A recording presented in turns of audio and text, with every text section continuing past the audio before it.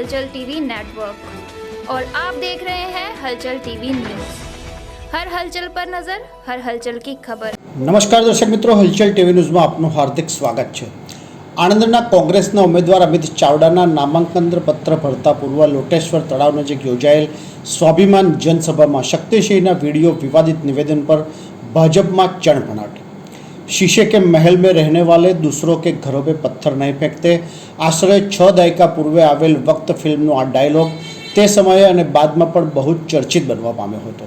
તેમ ગતરોજ આણંદના કોંગ્રેસના ઉમેદવાર અમિત ચાવડાના નામાંકન પત્ર ભરતા પૂર્વે લોટેશ્વર તળાવ નજીક યોજાયેલ સ્વાભિમાન જનસભામાં સ્વાભિમાન કરતા વિપક્ષના અહંકારના મુદ્દે પ્રદેશ કોંગ્રેસ પ્રમુખ શક્તિસિંહ ગોહેલે પોતાના વક્તવ્યમાં વિપક્ષના ઉમેદવારનો કથિત વાયરલ થયેલ વિડીયોનો ઉલ્લેખ કરી રાજકારણ ગરમાવવાનો પ્રયાસ કરતા તેની વિપરીત પરિસ્થિતિ સર્જાવા પામી હોય તેમ શક્તિસિંહની વિવાદિત ટિપ્પણી પગલે ભાજપમાં ચળભળાટ શરૂ થતા શક્તિસિંહને जिसके घर शीशे के घर होते हैं वो दूसरे के घर पर पत्थर नहीं फेंकतेનો પલટવાર કરતા કોંગ્રેસ છોભીલી પડવા પામ્યાની ચર્ચા ઉઠવા પામી હતી। પરંતુ સત્તામાં આવ્યા પછી અહંકાર આવ્યો છે અને શું કહે છે 24 માંથી 26 જીતશું 5-5 લાખ થી કહે છે ને એ શું કઈ લોકો તમારા ખિસ્સામાં છે?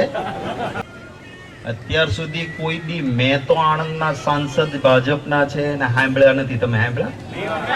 દિલ્હીની સંસદમાં પ્રશ્નો માટે લડતા જોયા? એક નકામી વિડીયો જોઈ છે, ના કહેવાય।